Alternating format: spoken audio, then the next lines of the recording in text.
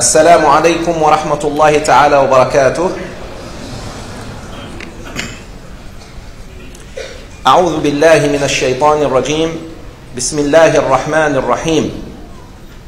الحمد لله والصلاة والسلام على رسول الله وعلى آله وصحبه ومن والاه. رب اشرح لي صدري ويسر لي أمري واحلل عقدة من لساني يفقه قولي. Respected brothers and sisters in Islam, our honorable guest Shaykh Hamza Yusuf, ladies and gentlemen, it is our honor to welcome you all and welcome Shaykh Hamza Yusuf and his wife to Malaysia, the land of beauty, the land of peace, and the land of spirituality. May Allah Azza wa Jal make this gathering a gathering of khayr, gathering of ilm, gathering of hikmah. Ameen, ameen, ameen. I would like to say a few things before I call upon our dear beloved Shaykh Hamza Yusuf to deliver his speech about the devil's trap. Allah Azza wa Jal says in the Holy Quran, إِنَّ الشَّيْطَانَ لَكُمْ عَدُوٌ فَاتَّخِذُوهُ عَدُوًا. Indeed, the shaitan is an enemy for you, therefore consider him as an enemy. This is what the Almighty Allah Azza wa Jal tells us, we the children of Adam. The mission of the shaitan in this life is to make sure that all of the children of Adam go with him to Jahannam, wal-iyadhu billah. But Allah Azza wa Jal said to him, لَيْسَ لَكَ عَلَى, you don't have any sultan over those who are mukhlasin. May Allah make us among al-ibad al-mukhlasin, those who always repent to Allah Azza wa Jal and have sincerity in their hearts.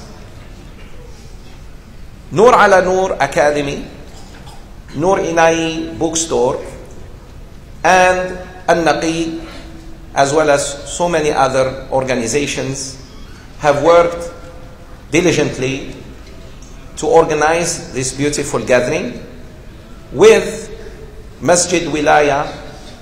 May Allah subhanahu wa ta'ala reward each and everyone involved in this program. Ameen. An-Naqi for Islamic Solutions is everyone involved in this program. Ameen. An-Naqi for Islamic Solutions is an organization that mainly deals with solutions in the Islamic finance. But with the help of Allah Azza wa Jal, we're trying to expand beyond Islamic finance to social aspects, educational and intellectual aspects especially, as well as other aspects inshallah. So please do visit the website www.annaqi.com. Also, in cooperation with Nur ala Nur Academy, which is an academy that is specific and quite unique, as I said 2 days ago.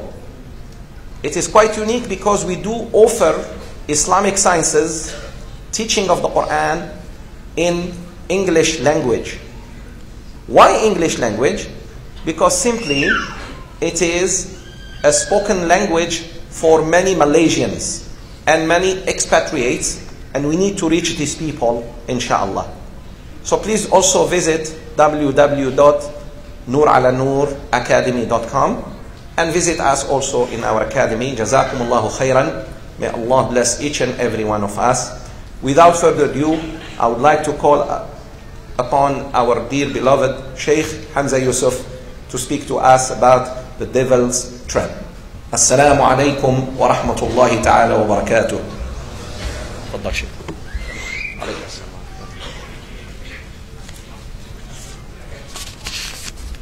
السلام عليكم ورحمة الله وبركاته.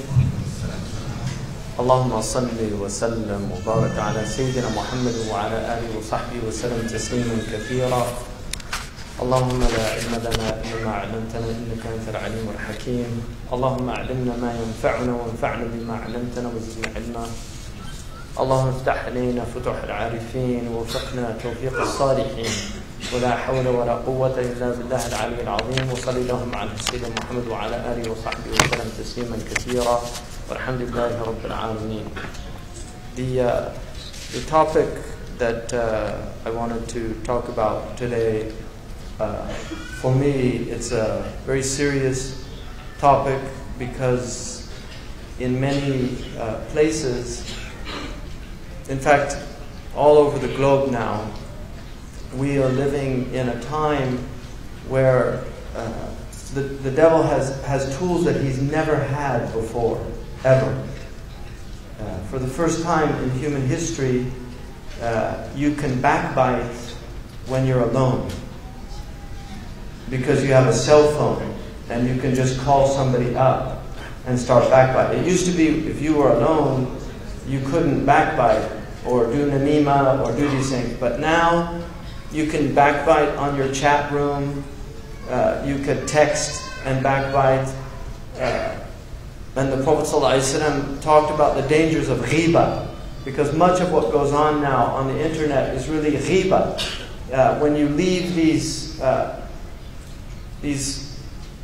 somebody puts something up on the internet, and then all these people have to say these terrible things about them, whether they deserve them or not. They just feel compelled to, and it's all done with anonymity because they're cowards. People won't come and say to your face, but they're cowards. So they'll do it with anonymity, but the angels know who they are. You can be Killer 23 on the internet, but the angels know that you're Abdullah, the son of Abdullah, and they'll write that down.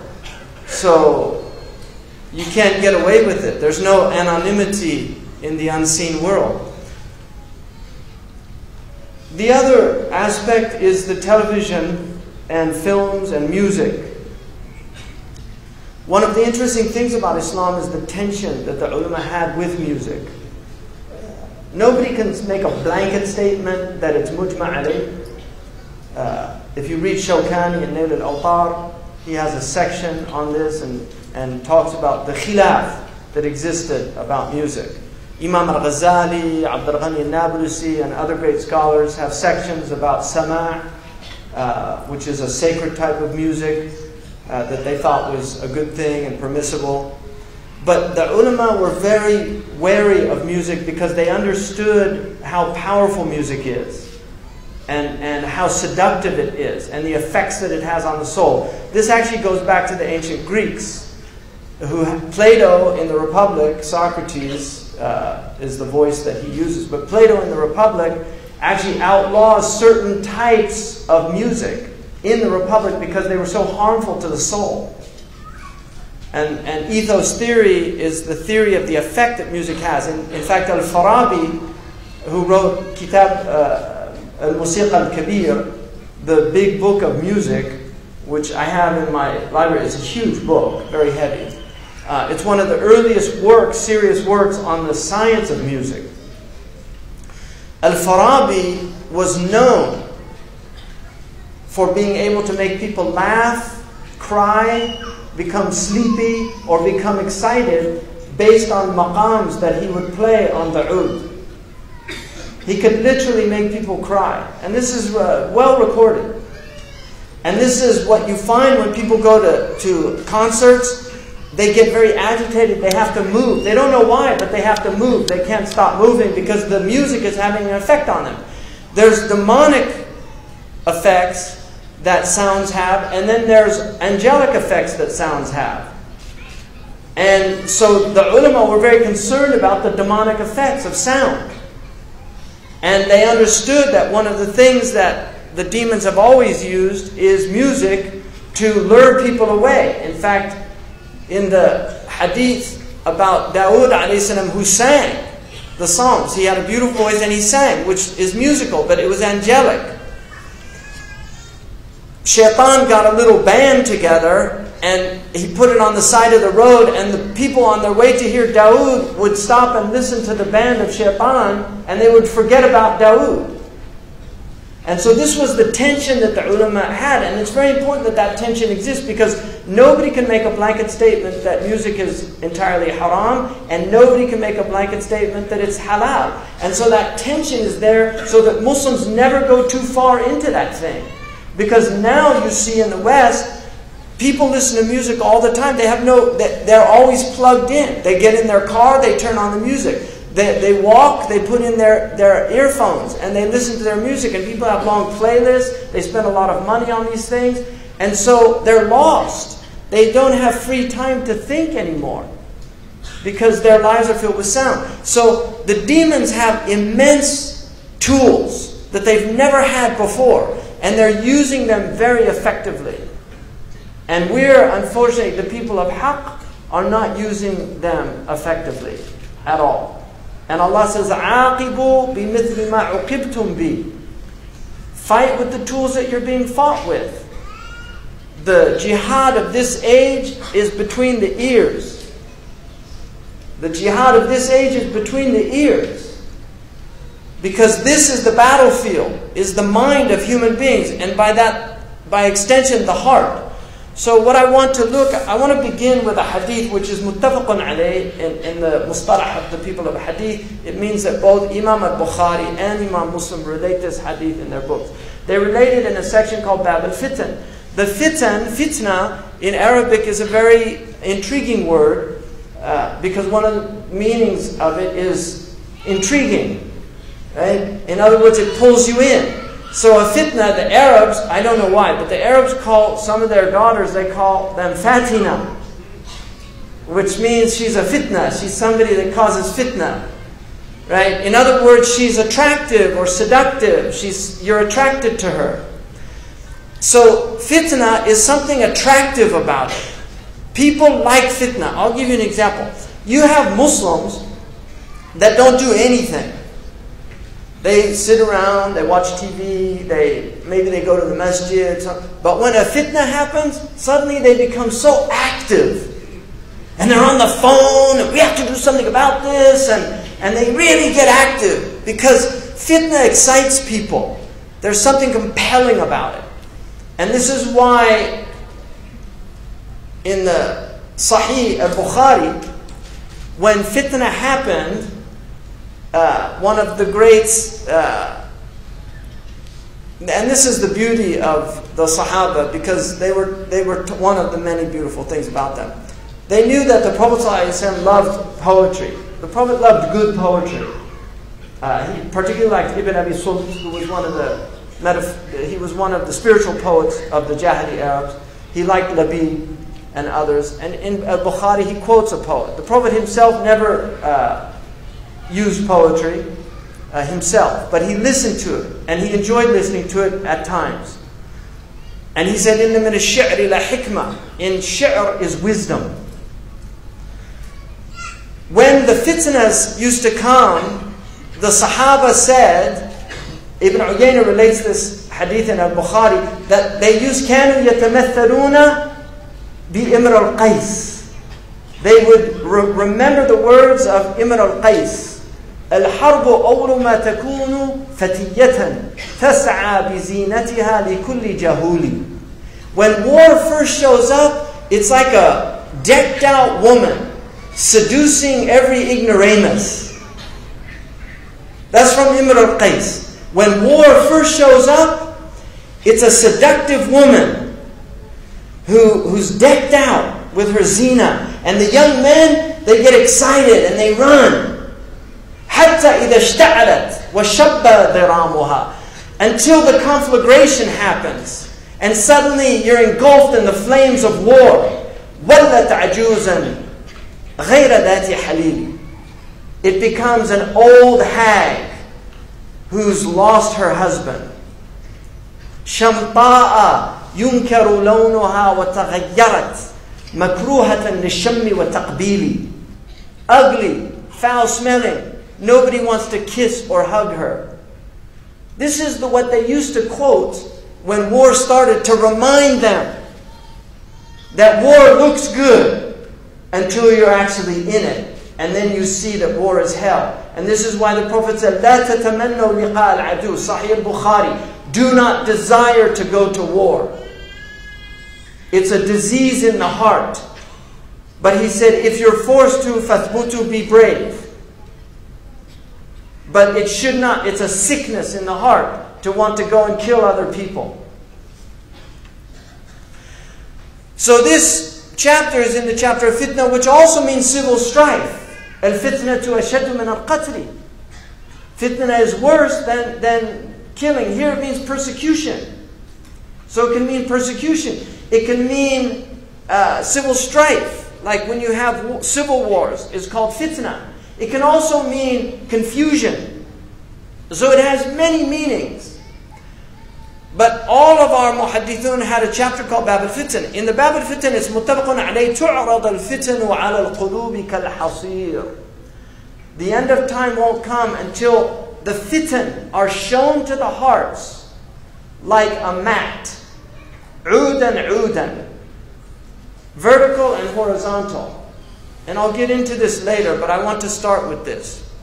فَأَيُّ قَلْبٍ أُشْرِبَهَا, any heart that drinks it in. But the Prophet ﷺ used, if the Sahaba got it right, sometimes they didn't, but if the Sahaba got it right, the Prophet ﷺ used a passive form. It's called مبني للمجهول. أُشْرِبَهَا. The heart is passively taking in these fitan. Then he said, نُكِتَ فِيهِ نُكْتَةٌ سَوْدَى. A black dot will appear in the heart. This is spiritual. It's a metaphysical meaning. If you open the heart, you're not going to see a black dot. But there, in the spiritual realm, in the unseen realm, a black dot appears. And then he said, وَأَيُّ قَلْبٍ أَنْكَرَهَا نُكِتَ فِيهِ نُكْتَةٌ بَيْضَاءٌ. And any heart that rejects it, a white dot will emerge in the heart. In other words, the beginning of spiritual growth. So the other one is the beginning of darkness, of demonic growth. And then this one is the beginning of spiritual growth. And then he said, حَتَّى تَصِيرَ الْقُلُوبُ عَلَى قَلْبَيْنِ. Until the hearts are two types only. And then he said, على أبيض مثل الصفاء. A white heart that's like pure water. It's pure. فلا تضره فتنة ما دامت السماوات والأرض. The fitna won't harm it as long as the heavens and the earth are there. And then he said, وَالْآخَرُ أَسْوَدُ مُرْبَادًا. Black, but it goes little by little, it becomes black. Murbad, irbadda in Arabic means to change color, شيئا فشيئا. تغير اللون شيئا فشيئا. It means to change over time. And this is important, because this is how the darkness gets in the heart and it grows until it's completely black.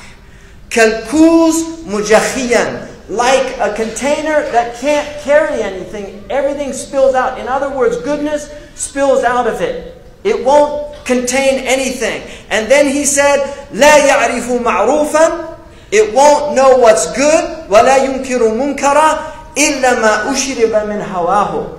It won't know good and it won't reject evil. So it won't recognize good and it won't reject evil. It becomes relativistic, nihilistic. Everything is relative. It takes in everything. إِلَّا مَا أُشْرِبَ مِنْ هَوَاهُ. It only sees what it has passively taken from its hawa. And so, what I want to do, Bismillah ar-Rahman ar-Rahim. This is called the devil's traps. And I want to look at these things. Every Muslim begins by reciting the Quran, أعوذ بالله من الشيطان الرجيم. Why would you begin that when you recite the Quran? Because the Quran, you will go astray with the Quran if the devil is influencing you. You will go astray with the Quran if the devil is influencing you. Every sect in Islam went astray based on verses in the Quran that they misinterpreted. There is no sect in the history of Islam that didn't use the Quran as proofs for its deviation. And this is because Shaitan, Ahmed Zarruq, in his Qawa'id says, no haqiqah, no reality comes into the world except it's met with its opposite. Some demonic opposite of that thing. So marriage comes into the world, it's met with zina. Clarity of mind comes into the world, it's met with confusion. And then he said, or if that doesn't work, then to pervert the reality and deviate the reality from its intended purpose. Allah subhanahu wa ta'ala says, Ya ayyuha alladhina amanu, la tattabi'u khutuwat shaitan, or khatawat shaitan. Don't follow the progress of shaitan. You see, shaitan will lead you by istidraj. He will take you step by step. This is the irbad, that you go shay'an fa shay'. He doesn't come with all his khubth all at once. He comes slowly. I once asked my father, do you think people sign a devil's contract with a piece of paper? He said, no, it's a long series of negotiations. You compromise your values, like George Bernard Shaw, when they say that he met a woman and he asked if she would go back to his hotel with him for £1 million, £1 million. And she said yes. And then he said, what about 20 quid? And she slapped him and said, what kind of woman do you think I am? He said, we've already determined that, now we're haggling. Once you compromise your principles, then that's it. So you just do it slowly. The first time you don't take a bribe, but then you start thinking about it. I could use that money. Then the next time the bribe's offered, you take it. This is how it works. So Allah says, don't follow the khutawat al-shaytan. وَمَنْ يَتِّبِعْ خُطَوَاتِ الشَّيْطَانِ فَإِنَّهُ يَأْمُرُ بِالْفَحْشَاءِ. He's commanding you to do foul things, وَالْمُنْكَرِ, and things that are naturally rejected by fitrah. Your fitrah rejects them. وَلَوْلَا فَضْلُ اللَّهِ عَلَيْكُمْ وَرَحْمَتُهُ مَا زَكَى مِنْكُمْ مِنْ أَحَدٍ أَبَدًا. And had it not been for Allah's grace and His mercy, none of you would have been purified. Because the purpose of your life on earth is tazkiyah. If you follow shaitan, he will corrupt your heart. By rejecting shaitan, you're purifying your heart. And this is tazkiyah. And this is our religion. قَدْ أَفْلَحَ مَنْ زَكَّاهَا وَقَدْ خَابَ مَنْ دَسَّاهَا يَوْمَ لَا يَنْفَعُ مَالٌ وَلَا بَنُونَ إِلَّا مَنْ أَتَى اللَّهَ بِقَلْبٍ سَلِيمٍ. On that day, nothing will avail the human being. No benefit except the one that comes with a pure heart, with a sound heart, with a wholesome heart. So this is what shaitan wants to do. وَلَكِنَّ اللَّهَ يُزَكِّي مَنْ يَشَاءُ. Allah does tazkiyah, purifies whom He pleases, but He purifies those who struggle. وَالَّذِينَ جَاهَدُوا فِينَا لَنَهْدِيَنَّهُمْ سُبُلَنَا. Allah will purify those who struggle. So you have to do work. The Prophet said, help me.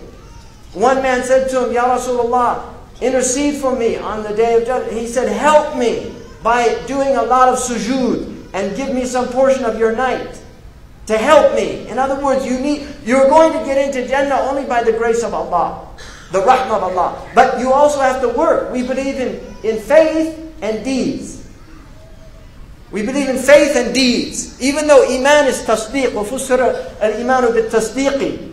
Iman is pure belief, and anyone who simply believes, even if they never did any good in their life, eventually will get out of the hell, according to the hadith in Sahih al-Bukhari.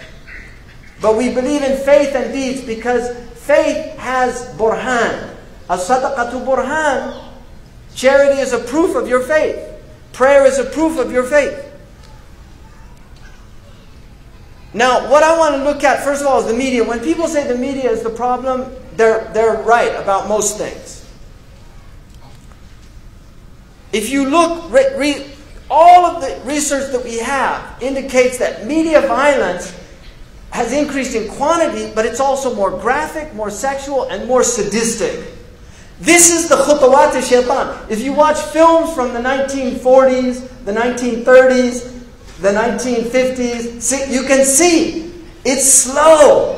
This is how shaitan gets people. يَسْتَدْرِجُهُمْ. He pulls them step by step. These are his khutawat. You start watching films, they introduce violence. In my country, one of the landmark films was a film called Bonnie and Clyde with, what's his name? See, people know, Warren Beatty. Yeah. There's a hadith that in the end of time the shayateen will take forms and they'll tell you fictional stories and you'll say, I can see his face but I don't know his name. It's in Sahih al-Bukhari. And there's a website of actors. The website is called You Know Their Faces But Can't Remember Their Names. That's a hadith. It's amazing. Sadaqa Rasulullah sallallahu alayhi wa sallam.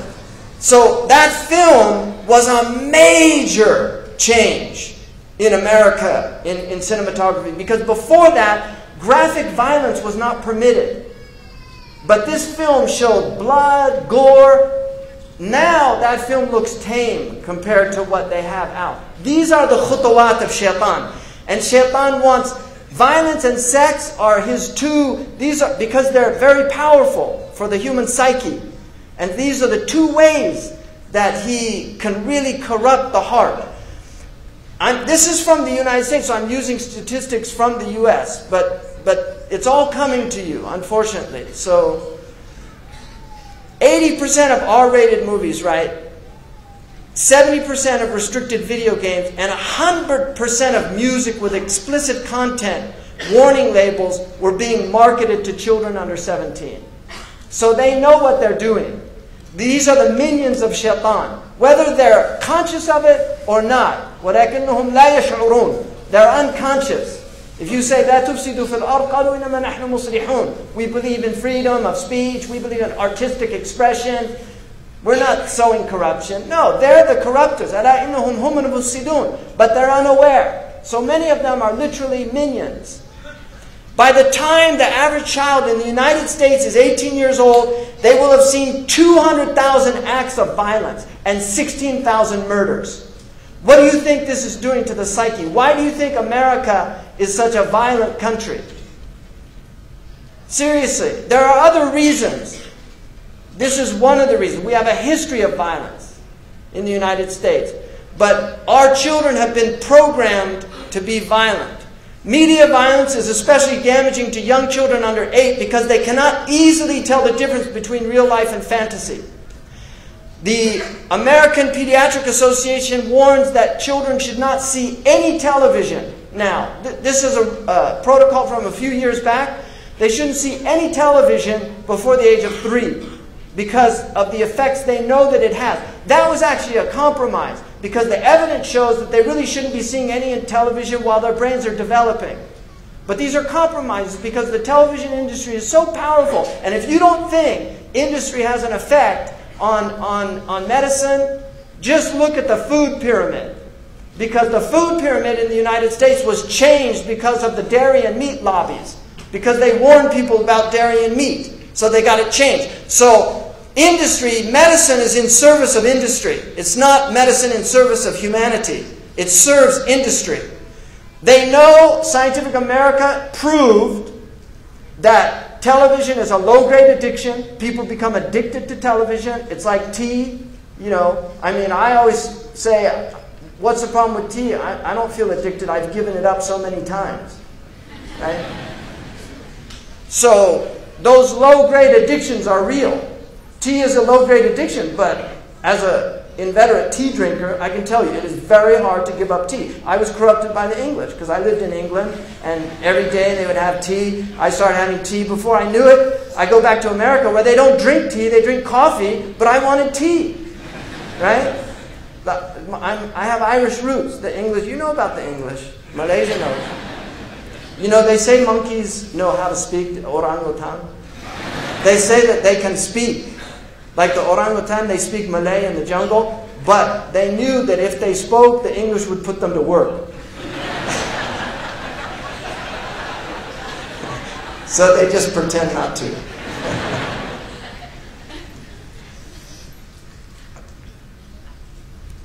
So, TV and film. You have so much children's violence. This is a cartoon for children. You know, this is traumatic for kids. Trust me. I have a person I know who was a child psychiatrist, and he told me he had so many children that had Disney film trauma. Every single Disney film has a dead mother or a mother who dies in the film. Why do they do that? It's traumatic. They know what they're doing. Disney is an evil empire. And this is not a joke. Disney is an evil empire. And why does Disney spread this global message out to turn little girls into princesses? We don't want, all you need is one princess in a country. Or maybe, okay, you have 9 sultanates, so you have to have more. But you don't want a lot of princesses in a country.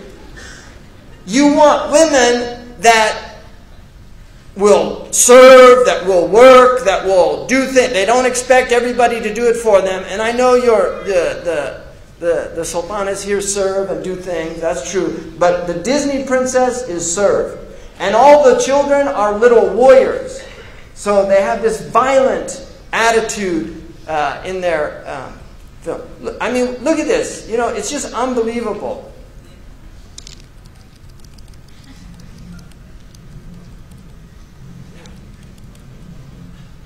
Do I have sound?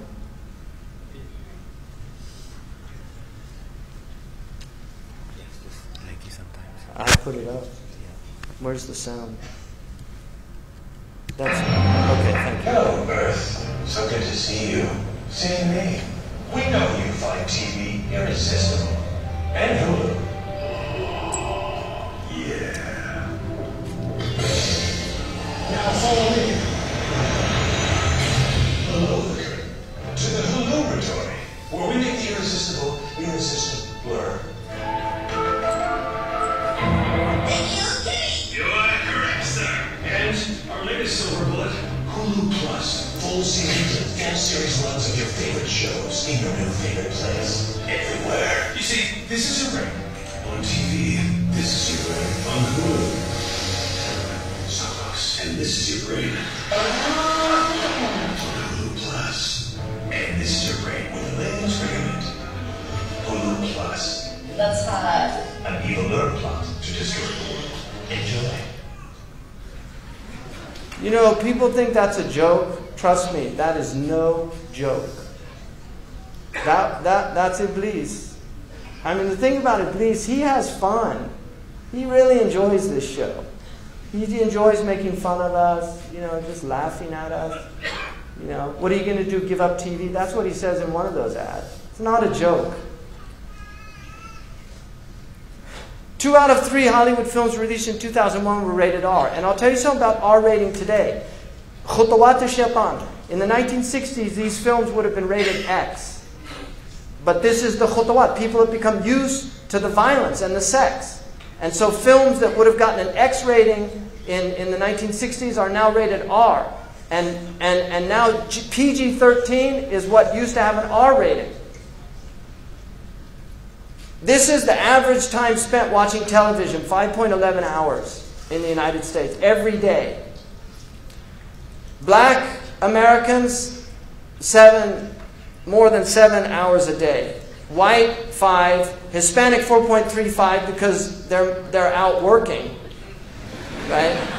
And then the Asians, 3.14 because their tiger moms won't let them watch TV. 99% of households that possess at least one TV. My wife can testify this. I once got a call by one of these people doing a survey. And he said, how many TVs do you have in the house? And I said, I don't have any. He said, come on. I said, I don't have any. He said, none? I said, I don't have a TV. And then he said, I've been doing this for a long time. I've never, ever had a call where they didn't have a TV. So that was kind of a 2.4 TV sets in the average U.S. household, right? Because some have 5, some have 1 in every room. 56% of Americans who pay for cable TV, 49% say they watch too much TV. Amazing. 34 hours per week over the age of 2 spent in front of a TV. 24 hours per week, 2 to 11 spent watching TV. 54% of 4 to 6-year-olds who, when asked to choose between watching TV and spending time with their fathers, preferred television. Average American youth, 900 hours in school, 1,200 hours watching TV. Right? By the time they get out of high school. It's amazing. And then they wonder why our countries become, we don't, in none of the indices we lead anymore. Right? The U.S. We already saw this, 200,000. 16,000 number of 30-second TV commercials seen in a year. And you know what they call these? Now an important message from our sponsor. Message in Arabic is risala. This is the real reason they want you to buy and consume their goods, because it's a consumer civilization. Cartoons are very serious. This cartoon was done, it's for adults. The man that does this cartoon, literally, he's an atheist, doesn't believe in anything, makes fun of everything, cynicism, everything's a joke. Kids watch this show. It's a very sophisticated show. This is all about ghosts and demons and the occult. The Scooby-Doo has all these occult themes in it. And then you've got, here's the father of the family, right? Homer Simpson. And there's his relationship with his kid, right? The level of violence during Saturday morning cartoons is higher than the level of violence during prime time. You've got all these cartoons here now, and your kids are growing up on this crap. And you really have to think seriously, garbage in, garbage out. You have to think seriously about what's being done to your children's minds if you're letting them watch TV. There are 3 to 5 violent acts per hour in prime time versus 20 to 25 acts of violence on Saturday morning. Children imitate what they see. If you put a kung fu film and you put a bunch of 8-year-olds and they watch a kung fu film, by the time the film's done, they're all kicking each other. Right? It's a simple fact of life. Music is another area. 2.5 hours per day for teenagers in the United States listening to music. 2.5 hours per day. And as somebody who grew up in America, coming from a musical family, I have so many lyrics that I wish I could sue the people that took that space of my brain. Because I would much rather have other things in there. So I have lyrics from, I'm not going to age myself, but I have lyrics from, and empty lyrics, So, I mean, some of them were interesting, but not very many. One of them was advertising signs convince you to think you're the one that can win what's never been won, that can do what's never been done. Meantime, life goes on outside all around you. So that's a useful little piece of lyric. Right. 1 in 3 popular songs now contain explicit references. Khutuwat, you see, songs used to be, like if you go back to the 1960s, the 1940s and 30s, listen to the songs. Don't, but I can tell you, they were innocent lyrics, mostly innocent lyrics. Some of them had subtle things, but people couldn't work them out unless they were sophisticated. But most of them were just simple lyrics, right? Even in the 1950s, you ain't nothing but a hound dog, right? Crying all the time. Came in late last night, about 10:30. That gal of mine wouldn't let me in. Move it on over. Move over a little dog because the big dog's moving in. He's in the dog house, right? These are the type of lyrics they had. Or teach your children well. Their parents' health did slowly go by. Don't ever ask them why. If they told you, you would cry. Just look at them and sigh and know they love you. That's about parents. Sometimes you get bad parents. Just know that they still love you even though they're lousy parents. Those are the kind of lyrics. Now, you can't even listen to the lyrics because they're so disgusting, right? They are so filthy. And Fakhruddin al-Razi, in his commentary, says about the verse in the Quran where shaitan is threatened that, that you will try to seduce them with your voice. He says by giving them foul lyrics that their children will memorize and repeat. That's in Mafatih al-Ghaib. That was in the 13th century. So what are we doing now? This is the khutuwat of shaitan. He's taking people by degrees. America used to be a relatively moral country. It used to have moral values. People used to go to church. They believed in God. They didn't use drugs by and large, right? I mean, it wasn't that long ago. Now you go there and 1 out of every 4 women has a venereal disease they can't get rid of. I'm not making this up. You can see the CDC research on this.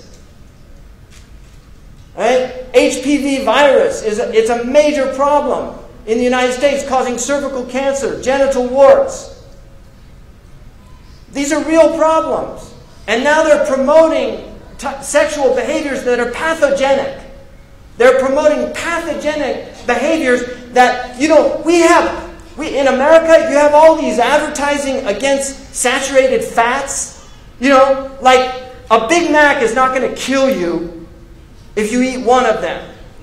It'll do some damage, but it won't kill you. Even if you ate 100 of them. It's going to make you sick, but it's not going to kill you. But 1 time of rectal intercourse can be a death sentence. 1 time. And yet in America they have all these ads warning people against saturated fats, and there's no ads warning them against deviant sexual behavior. Why is that? Because there are lobbies that say that is hate speech. Why is that? It's not right. You should warn young people that you can get a venereal disease that you'll never get rid of. And as somebody who worked as an RN, I worked 2 years with a gastroenterologist. I saw firsthand the effects of rectal intercourse. And this is why it's prohibited for males on males or males on females. It's haram in our religion. It's not about homosexuality. It's simply about this sickness. Because if you do that, you will get very serious sicknesses. Your sphincter loses its control. One of the things, a miracle of the Prophet, is he said that the people of Lut, they couldn't control their wind in their majalis. It's in the hadith that they used to pass wind because they lose, the sphincter is no longer doing its function because they've ruined the function by doing something that was never meant to be done. But they don't teach people this. They say, oh, it's normal, embrace yourself.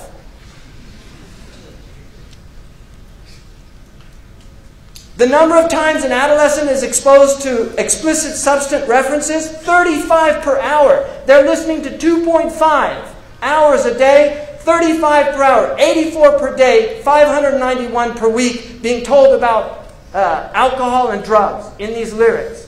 These are the khutuwat of shaitan. A long way from Puff the Magic Dragon, which they said was a 1950s song that was really about smoking marijuana. Puff the Magic Dragon, live by the sea, right? 30,700 a year. References to drug or alcohol in songs. Pop, 9%. Rock, 14%. Hip-hop, R&B hip-hop, 20%. Country, 36%. Rap, 77%. And we've got all these kids listening to rap. Now,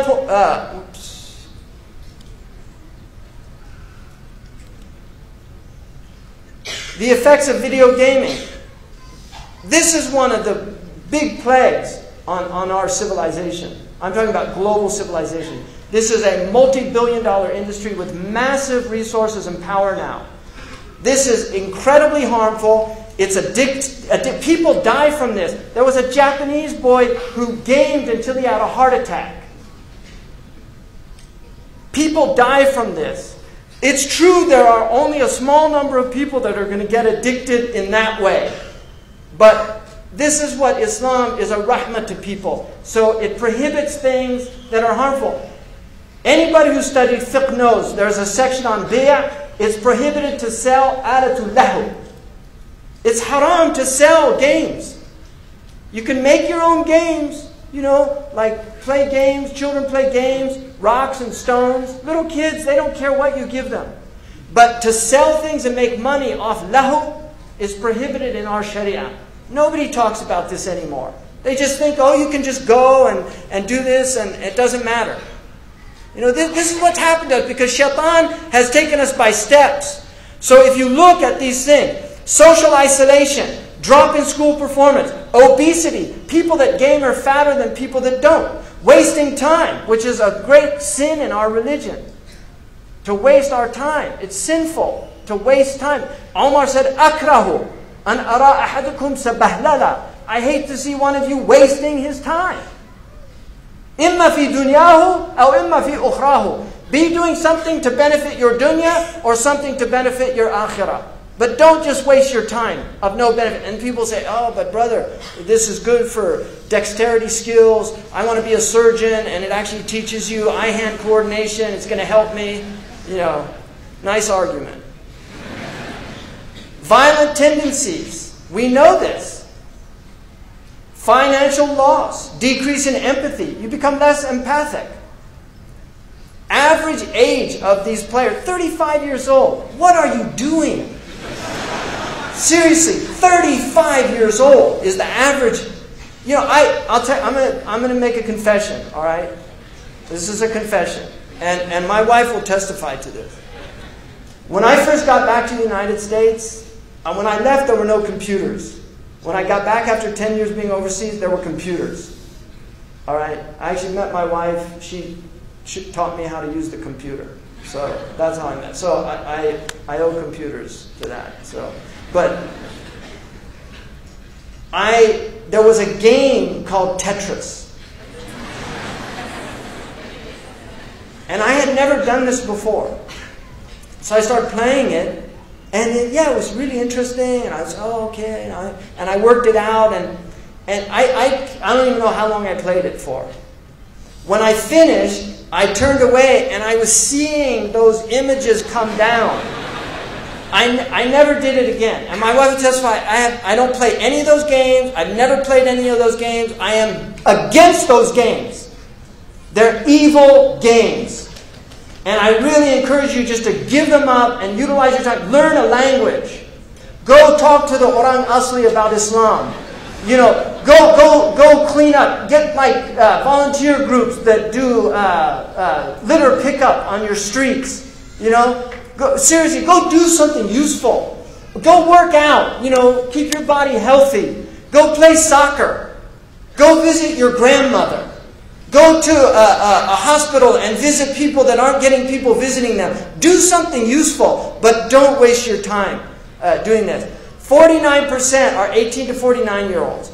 25% less than 18-year-old. 26% are over 50 years old. So this is ammat al-balwa. Look at the physical fight. Gamers, 40% of females have been in a physical fight in America, 51% of males. Look at the non-gamers. 14% as opposed to 28%. You know, and they'll say, oh, but you can't prove any correlation. Right? You can't prove it. You don't need a rocket scientist to just know the obvious. It's like the study they did in America to find out why pizzas burn people the roof of their mouth, and then they found it's because the cheese covers the heat on the tomato sauce, right? After spending a lot of money to work that out. You know, I mean, this is the kind of stupidity right? Poor grades. Females, almost 40%, 35% of the males, as opposed to 20% and 23%. No relationship, though, no correlation, can't prove it. Damaged property, 15% of the gamers, 23%. This is people going out and damaging property. In other words, delinquency. 5% of females, 10% of males, which is still high, I think. 89% of top-selling video games contain violent content. Half of it is of a serious nature. highly criticized video game, Grand Theft Auto, which was actually developed by some criminals. They were real criminals, drug dealers. They came up with this idea. You get points by killing policemen. And then they wonder why all these, violence towards police, right? And then the police react. It's a two-way street in America. If you notice in a lot of these situations, they completely disregard the police. They don't do what they tell them. They say, get on the ground. They don't get on the ground. It's a major problem. And the police use excessive force, especially against African Americans. It's a horrific situation that we have in the United States against poor people. These police forces, and now they're giving them commando equipment. They look like they just got off the desert war, right? They have tanks in small towns in America. Shaitan gets you little by little, step by step. We used to have policemen that didn't carry guns in the United States. England used to have policemen, they didn't carry guns. They called them bobbies. You asked them a question. Right? Now they have Uzis or whatever they're using. They don't use Uzi. I don't know what their gun is, what their weapon of mass destruction of choice is in England. The game grossed $300 million in the United States by the end of 2002. Now we're in the billions. It was banned in Australia. Good for them. Good for the Aussies. Look at this industry. He takes you by steps. I mean, look, you're looking, this is 2008. It was almost $12 billion. It's a lot of power. When you have that kind of money, you can buy judges, you can lobby people, you can do immense things. This is the world that we live in now that's been created. Just watch this scene. This is a game. This is a game that people play.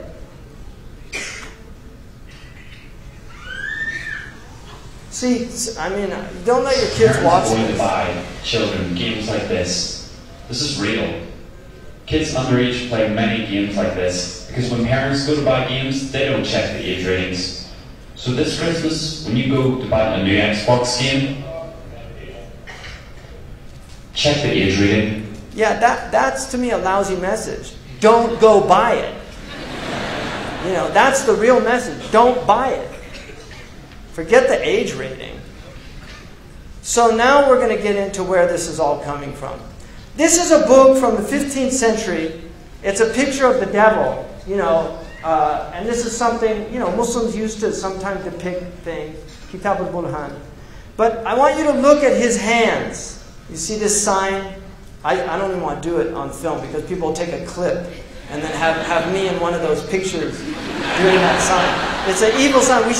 Don't do these signs, right? And kids watch Spider-Man and then they want to do the sign because Spider-Man does it, right? And you don't want to be a Spider-Man, right? You want to be a human man, right? Not an arachnoid, a humanoid. These signs, even this one, which I don't like doing, but that sign, Muslims should not do that sign. That actually comes out of magic. These are signs that were... They're magical signs. We have no symbols in our religion. Even the crescent and the moon, it's a Seljuk tradition. The Prophet ﷺ had no symbols in his religion. It's one of the miracles of our religion. We do things in cultures. This is urf, where you greet people. Even some of the ulama considered waving to be makruh because they said it was isharat al-nasara. And you see this in the books. That for me is a little extreme. I don't follow that. But that was my point, is they were very cautious about these symbols because they know these symbols have meanings. This is why gangs do all these symbols, right? Because this is demonic stuff. So that is a very important symbol. Now this is what they worship, these Satanists, Baphomet. If you notice, he's androgynous, so it's a male-female mixture. Also making these signs. You see the signs he's making using this sign because 11 is the devil's number. Because 11 is 1 beside 1. And you will notice that in their numerology they use 11 a lot. And they like multiples of 11. 11, 22, 33, 66. They like these multiples. Imam al-Ghazali says in their magic, they know the secrets of numbers, and so they use numbers. The Prophet ﷺ, when they used magic on him, they blew on 11 knots. 11 uqda. And this is why the Mu'awwidhatayn has 11 ayahs, because it protects against their magic. So this is real stuff, people. I'm not making this up. This is real stuff. You either believe it or you don't. And if you don't, it's at your own peril. But this is real stuff. Sihr is a reality in the world, and people practice magic.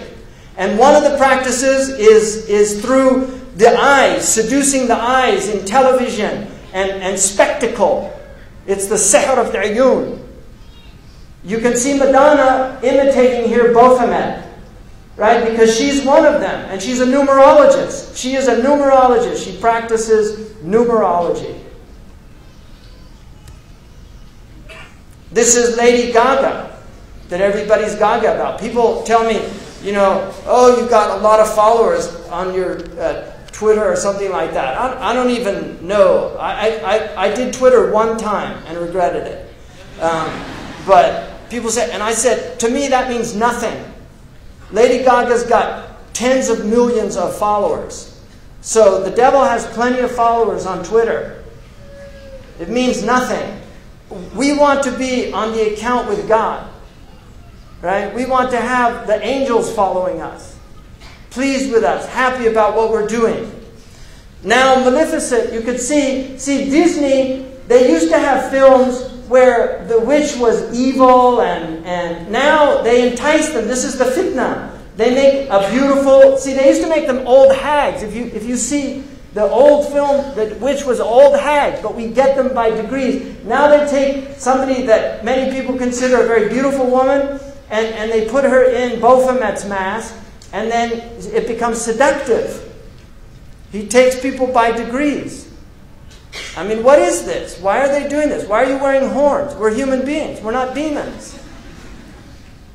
And then you can see these signs. Why do they use these symbols? Now this man over here, LaVey, this guy right here, Anton LaVey started the Church of Satan. He wrote a satanic Bible, and he explained that symbol that they're all doing, that you saw on that Muslim graphic of the devil, that symbol, he said, was a curse symbol of devils. That's the way they put curses on people. Right? And you've got people at rock concerts, they're all doing it, thinking it's cool. Marilyn Manson was a follower of Anton LaVey. He has tens of thousands of people go to his rock concerts. He has them openly denounce God. Openly. He says, I want you all to reject God tonight. And they all do it. So this is real stuff, people. He's very committed to this. He's a minister in the Church of Satan. And they use music. Because music is fitna. It's enticing. It sucks you in. You like it. It's enjoyable. This is what he looked like when he was a little kid. And this is one of their symbols also. They use astrological symbols. This is him on stage. This was a cover of the Beatles because John Lennon was heavily involved in magic. He was a follower of Aleister Crowley, who was a magician and has massive influence on Western civilization. He's one of these unknown influences. But they followed him. They're in doctor's suits with abortion. The Warner Brothers was so disturbed by this that they covered it over. Now this has no shock value for people in the West. But in those days it had shock value. But this was an album cover that they chose. Because they believed in free sex. Free sex necessitates abortions because people get unwanted pregnancies. Right? This is khutawat al-shaytan. That's how he takes people. That's why Allah says, وَبِالْوَالِدَيْنِ إِحْسَانًا, right? Allah says, وَلَا تَقْتُلُوا أَوْلَادَكُمْ خَشْيَةَ إِمْلَاقٍ. Don't kill your children out of fear of poverty, but then, وَلَا تَقْرَبُوا الْفَوَاحِشِ. Don't go near the fawahish that will make you want to kill your children. There are doing these symbols. You see, and this is another symbol. Even though it means okay, it's actually a demonic symbol that represents 666.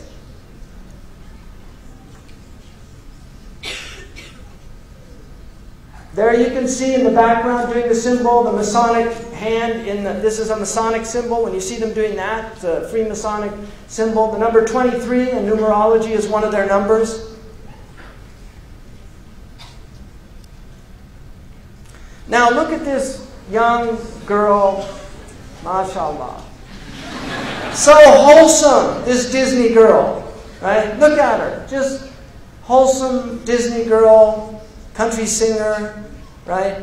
Hannah Montana. If you notice, they use also backwards. It's haram to recite the Quran backwards. This is well known because in magic they recite things backwards. Aleister Crowley taught them to learn how to talk backwards. John Lennon actually knew how to speak backwards. There's recordings of him speaking backwards. And they do backmasking on their albums where they actually play things in reverse. Led Zeppelin, followers of Aleister Crowley, did this on one of their albums. So you're getting literally magical messages. Hannah can be spelled either way, forward and backward. Hannah, right? Oprah, what's her production company's name? Harpo. So when you see these backward things, you know you're dealing with people that are into this magic. Now here's Miley, right? I mean, it's unbelievable. And this with her little horn hair. Right? What is this? She had millions of followers of little kids in America, and this is what she turned into. And if you look, you see, where did she get that? Kali, a demon from the Hindu tradition of destruction, because this is a destroyer of the innocence of youth. She has literally, she's possessed by Kali.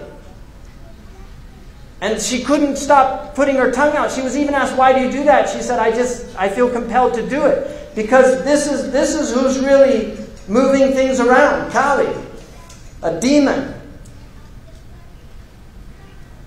And we believe in demonic possession, people.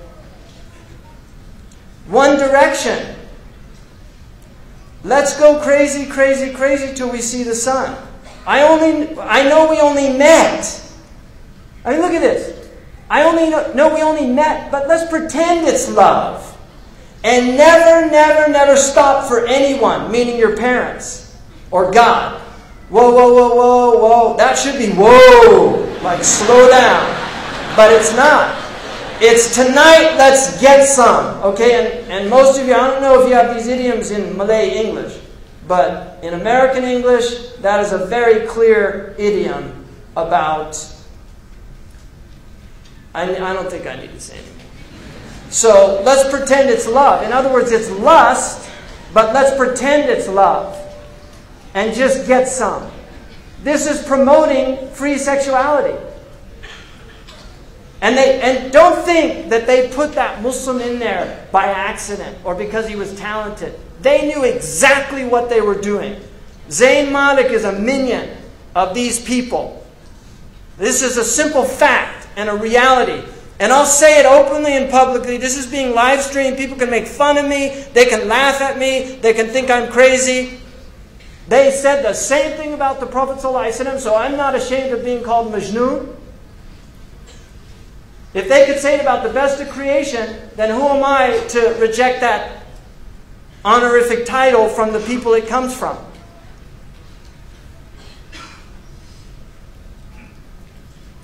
Channeling, the act or practice of serving as a medium through which a spirit purportedly communicates with living persons. That's the definition of channeling. A lot of these actors believe in channeling.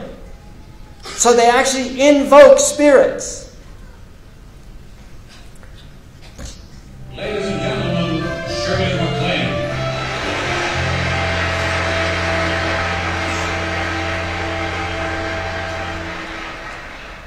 When people ask me, who is my role model in this business, I say you, Jack. I think why you're my role model has to do with the way you relate to vanity or the laughter. I mean, I have to tell you, I just adore the fact that you don't care how you look. I adore how you commit to the part. You don't care about your little bald spots. You don't care about your stomach. Remember that one with the stomach.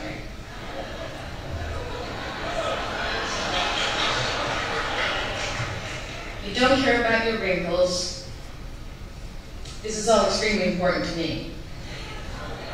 Doing a love scene with Jack Nicholson is absolute middle-aged bliss. I mean, to lie in bed and rehearse a love scene, it's so funny, it's so spontaneous, it's so open.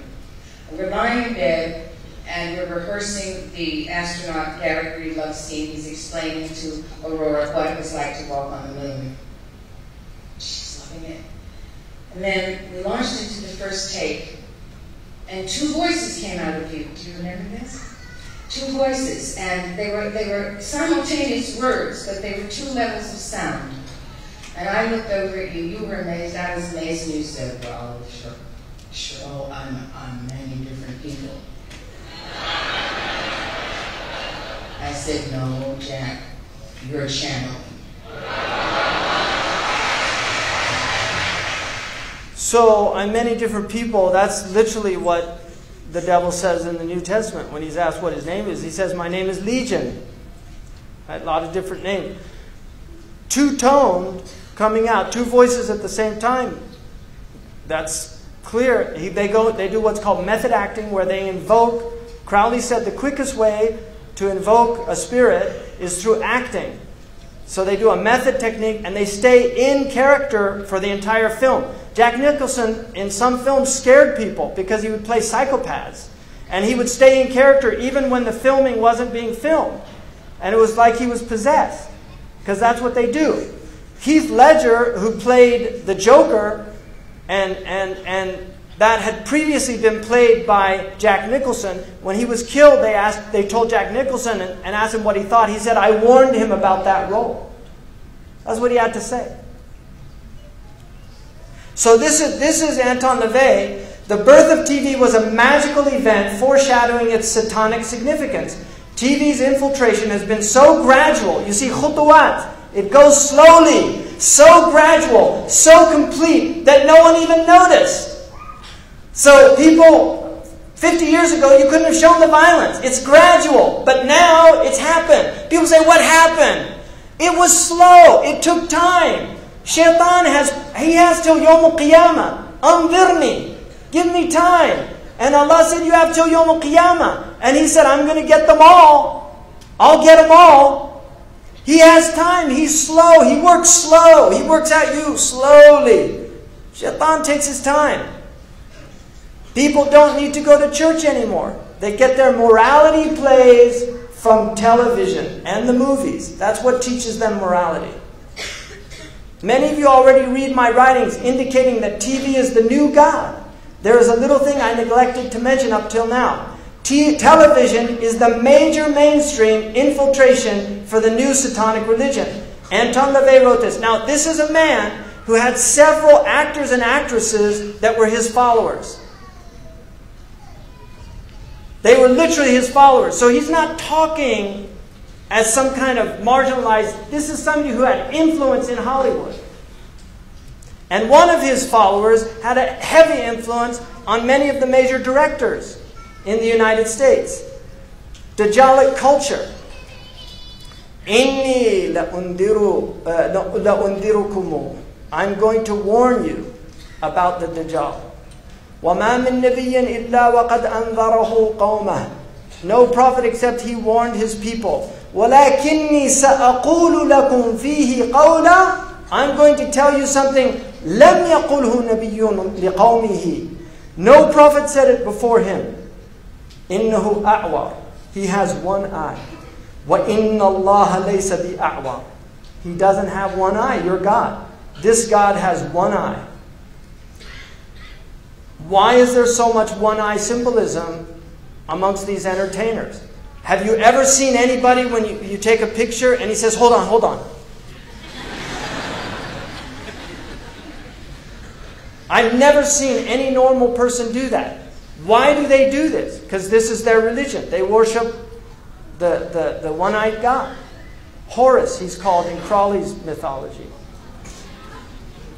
Why are they preparing our children for one-eyed characters? Why? Why? The minions. They're actually called the minions in this film. Why are they doing this? Why do they all do these one eyes? What's going on? Why are all their symbols with one eye? What's happening? And then the pyramid, because they believe in a pharaonic structure. They believe in an elite, and then everybody else, the masses that just follow them and do what they tell them.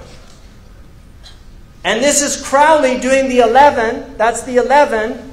And there's one of his minions saying, do what thou wilt. Because that was Crowley brought a book that he said was given to him by a spirit in Egypt. And it's called the Book of the Law. And he said the only law is do whatever you want. There's no more rules. And this has always been what the elite have done. Now they're letting the masses have the law of the elite. This is what the elite have done. They don't believe in morality. And this is the occultic nature. This is what the Hashashin, they didn't believe in morality. They had 9 degrees. When you got to the highest degree, they told you the Sharia is a myth in order to keep people in control. Religion is just a control mechanism. They don't believe in religion. They just use it to control the masses. But now, it's end game. Shaitan's coming out. So, we don't need religion anymore. Why do they call this Dark Messiah? This is a game. And why does Dark Messiah, which is Messiah, it's the Messiah al-Mudlim, why does this Dark Messiah have one eye? Who's inspiring them? They might not know what they're doing, but Shaitan is inspiring them to do this because he's preparing people. And if you look at the dress, people used to dress modestly. All of the actors are cross-dressers now. They put them in, and the Prophet said, don't dress, men should not dress like men, like women, and women should not dress like men. He said that you don't do that. Men should dress like men and women like women because we believe in essences. There's a female essence and a male. They don't. They believe in androgyny. That everybody's male, female, were mixed and you should explore all aspects of your personality. This is what they believe. And so they have cross-dressers. Right? And these are the minions that they have that carry on the sword. This is one of the most destructive aspects that Shaitan now has. This destroys families. It destroys your heart. It will put out your inner eye. You will not be able to have any spiritual experiences. Your heart will become like that mujahhiyan, what the Prophet ﷺ said, a vessel that can't carry any good. إِلَّا مَا أُشْرِبَ مِنْ هَوَاهُ. Because this is all hawa. And porne in Greek means prostitute. One of the tribulations is the faces of prostitutes. People, that Allah, there are people that are punished by giving them the tribulation of looking at the faces of prostitutes. And this is basically, anybody who's in these films is a prostitute. Male or female. They're selling their bodies. Look at the stats, people. Look at the Muslim countries. This is the searches per capita. Look what's happening to us. And then you're wondering why we're being, why this punishment is coming down on us. What's happening to our people? How has Shaitan been able to do this? Because we forgot. We left all the protection. We left the awrad. We left the wird of the Quran. The ahraz that the Prophet gave us to say every morning and evening. We're supposed to say these things. There's evil in the world. You're supposed to seek protection from it. We're supposed to protect ourselves, guard our hearts. This thing is a precious thing. It was created to know Allah. It wasn't created for these things. And Islam is a pure religion. The Muslims that migrated out of India called it Pakistan. The land of purity. Muslims are supposed to be pak. They're supposed to be tayyib. The Prophet said, at-tayyibun at-tayyibat. This will corrupt the heart. It will make it aswad mirbad. Black. Internet websites, 4.2 million. 12% of total websites.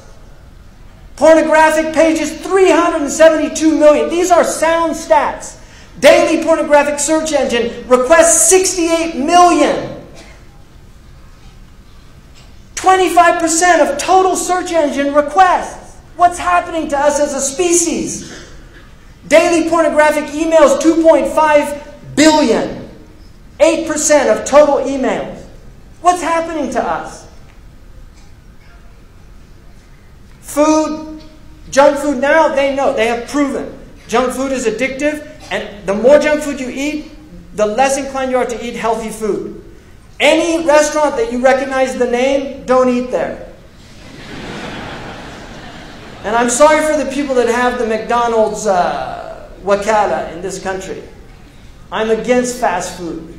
Muslims have their own fast food, you know, like falafel and shawarma. We have our own fast foods. And you have the fast foods in Malay. Eat your own foods. Eat healthy food. Don't eat this junk food. This food is made in factories by chemists to get you addicted. They use rats and they see how much sugar and fat they need to put in. Just like tobacco. People get addicted to it. They can't stop. So avoid any of these restaurants. Look at these poor children. It's a crime against our children to feed them this junk. Allah always says with halal, tayyib. Always. Now we know the meaning of that. Because at the time of the Prophet, the food was pure. They interpreted it to be economic. To not buy it with haram money. But now we understand another dimension of it. And zaman yufassir al-Quran, like Ibn Umar said. Time is what interprets the Quran. Now we get to where we're at. Signs of the end of time. Ibn Mas'ud said, I said to the Prophet, هَلْ السَّاعَةِ مِنْ عِلْمٍ تُعْرَفُ بِهِ? Does the hour have a knowledge that you can know it by? He said, نَعَمْ يَا Ibn Mas'ud. And this is a science that our ulama need to re-establish. Jibreel taught 4 things. There's not 3 aspects of Islam. There are 4. People say Islam, Iman, Ihsan. But Hadith Jibreel has alamat as-sa'. And Muslims have to know these signs. So they recognize them when they see them. And there are many signs. One of the signs, يَكُونَ الْوَلَدُ غَيْدًا. Children become filled with rage. وَأَنْ يَكُونَ الْمَطْرُ قَيْدًا. Rain becomes burning or acidic. Acid rain. وَأَنْ تَفِيضَ الْأَشْرَارُ فَيْضًا. You'll see evil people spreading widely. يَا ابْنَ مَسْعُودٍ مِنْ عَلَامِ السَّاعَةِ وَأَشْرَاطِهَا أَنْ يُؤْتَمَنَ الْخَائِنِ وَأَنْ يُخَوَّنَ الْأَمِينَ. People will trust treacherous people, and they will consider trustworthy people treacherous. وَأَنْ يُصَدَّقَ الْكَاذِبُ وَأَنْ يُكَذِّبَ الصَّادِقُ. The truthful one will be called a liar, and the one telling a lie will be called truthful. These are signs. يَا ابْنَ مَسْعُودٍ إِنَّ مِنْ عَلَامِ السَّاعَةِ وَأَشْرَاطِهَا أَنْ تُوَاصِلَ الْأَطْبَاقُ وَأَنْ تُقْطَعَ الْأَرْحَامُ. This to me is one of the clear prophetic miracles of the Prophet ﷺ. Because I believe that the atbaq, and you know in Algeria, what do they call the dish? Tabaq. They call the satellite dish in North Africa atbaq. And that is a correct ta'rif. In the East they call them suhun or dishat. They call them suhun, and that's an incorrect hadith because a sahan is a flat dish. The tabaq is a concave dish. And so atbaq is the correct meaning. And the Prophet used the very word that's used for satellite communications, muwasalat. He said, tuwasal al-atbaq, that the dishes will be communicating continuously, and people will sever their family ties. In other words, people will stay home and watch television on satellite dish, and they won't go visit their neighbors. This is an amazing hadith to me. يا ابن مسعود من أعلام الساعة وأشراطها أن يسود كل قبيلة منافقوها. You will see hypocrites ruling. وكل سوق فجارها. And you will see the worst people controlling the marketplaces. يا ابن مسعود إن من علام الساعة وأشراطها أن تزخرف المحاريب وأن تخرب القلوب. That you will have ornamented mosques, but the hearts would be ugly. They'll be derelict, bereft. So people praying in the mosque, they've done no tazkiyah, but the mosque is beautiful. يا ابن مسعود إن من علام الساعة وأشراطها أن يكون المؤمن في القبيلة أذل من النقد. The mu'min will be more humiliated than the ugly goat. Like nothing.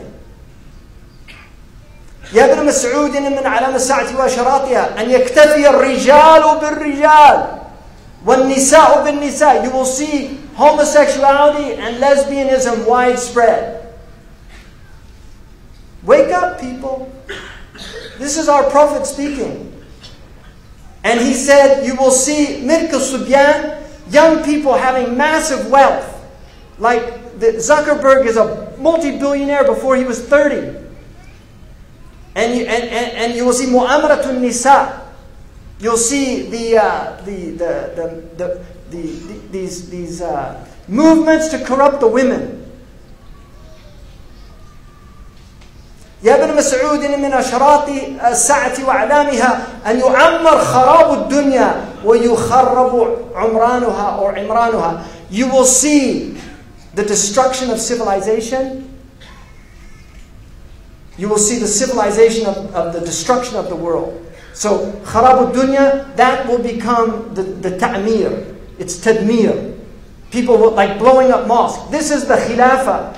The Abbasids built those mosques. And now the new Khilafah, quote unquote, is blowing them up. So you're seeing the Umran of Kharab. This is their civilization. This is what they have to offer. And you will see the destruction of real civilization. يا ابن مسعود من علامة الساعة وأشراطها أن تظهر المعازف. That musical instruments will be widespread. And alcohol and drums. يا ابن مسعود من علامة الساعة وأشراطها. He said that من الشرط, you'll see many police. And also al-ghammazun, al-lammazun, people mocking and making fun. Now look at all the TV shows where they just mock people. يا ابن مسعود من علامة الساعة وأشراطها أن يكثر أولاد الزنا. You will see many children born out of wedlock. In my country now, over 50%. Amazing. تعرض الفتن على القلوب كالحصير. Now I want to interpret this hadith. Hasir is a mattress, or a mat. It's a matrix. It's like this. It has vertical and horizontal, and it's a mat. And the Prophet said that the fitan will be shown to the hearts like a mat. Udan udan. The oud is like one of the, it has two lines, a horizontal and vertical line. Any heart that drinks it will become white. I already did that. But if you look now, this is the TV set. You see, it's a hasir. This is the set. It's a hasir. It's a mat. And the Prophet said, the fitan will be shown to the hearts like a mat. Kal-hasir. Udan, udan. You see they have oud. These are called idan. Any Arab would call that idan. And this is what the Prophet said. I believe, this is my interpretation, but the al-lugha tahtamiluha. The Arabic language bears this meaning, and that's why I believe it's a valid interpretation. This is the oud, the idan of the television. And this is how shaitan is destroying the hearts. By showing them the fitan on these films and on TV over and over again until people just become accustomed to violence. It's a normal thing. They're not shocked by it anymore. قال رسول الله صلى الله عليه وسلم صنفان من أهل النار لم أرهما قوم معهم سياط كأذناب البقر. You will see people with whips like cow tails. يضربون بها الناس. They'll hit people with it. وَنِسَاءٌ كَاسِيَاتٌ عَارِيَاتٌ. Women that were clothed and naked at the same time. مَائِلَات. They'll sway in their walk. مُمِيلَات. And cause others to incline towards them. رُؤُوسُهُنَّ كَأَسْنِمَةِ الْبُخْتِ. Ya Allah. صدق Rasulullah. He said their hair would be like the Bactrian camel's hair. This is not a camel the Arabs had. They came from Persia, so they saw them. They knew what they were. These people will not enter paradise. And here's the Bactrian camel. Wallahi, say Sadaqa Rasulullah sallallahu alayhi wa sallam.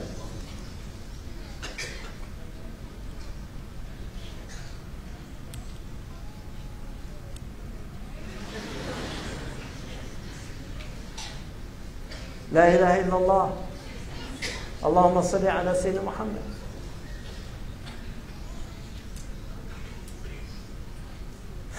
He said people will drink intoxicants from my ummah and call it by other names. Right? They'll have lots of names for it. يُعْزَفُ عَلَى رُؤُسِهِمْ بِالْمَعَازِفِ. Musical instruments will be on their heads. How did he know about that? That's what it says. I didn't make that up. It says they'll have ma'azif, عَلَى رُؤُسِهِمْ ma'azif. On their heads are musical instruments.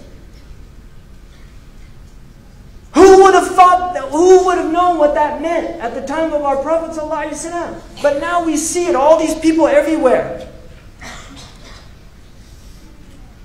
And here's the iPod. You know, it's not I am a pod. You know, a pod is you have invasion of the body snatchers. They take over your body. A pod takes over your body. They took out the verb to be. They just say iPod. Because you're not being anymore. You're a shadow of your former self. Your mind is filled with their thoughts. You're not even yourself anymore. You're listening to Rihanna or Madonna or Haifa Wahbi or whoever the latest fashionable singer is. أعوذ بالله من الشيطان الرجيم. اللهم بلغ. اللهم بلغ. اللهم بلغ. يا أيها الذين آمنوا لا تتبعوا خطوات الشيطان. Don't follow his. He'll take you by degrees. He'll take Malaysia by degrees, just like he's taken all these other countries. He's taken them. They're all in fitna. They're all killing each other. The only one's happy about this Iblis. He's happy about Syria. He's happy about Egypt. He's happy about Libya. He's happy about Yemen. He's so happy. He wrote the happy song. Really, he wrote that song. Like a house without a roof. He took the roof off Darul Islam. We have no protection. The storm comes, there's no protection. Now there's no roof because the satellite goes through the roof. So it's beamed into your house. You don't have the protection of your home anymore. What did the Ashab al-Kahf do? They fled to the cave. Right? And that will protect you from the Dajjal. Be in your cave. Guard yourself against these things. Your home is Darul Islam. Guard your home. Protect your home. Don't invite shaitan in. Protect your children. They're pure. They're innocent. Look at them. They're beautiful. They're ready to learn La ilaha illallah Muhammad Rasulullah by fitrah. They'll believe what you tell them. But if you put them in front of these things, they'll stop believing.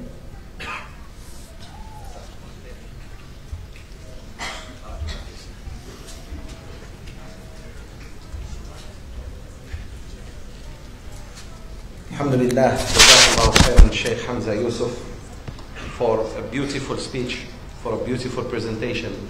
May Allah make this in the scale of your hasanat and the scale of each and every one of us here. Just to wrap up, inshallah, with dua, so please do not miss the dua, inshallah. There is a great book that I'm sure Shaykh, inshallah, have definitely read it.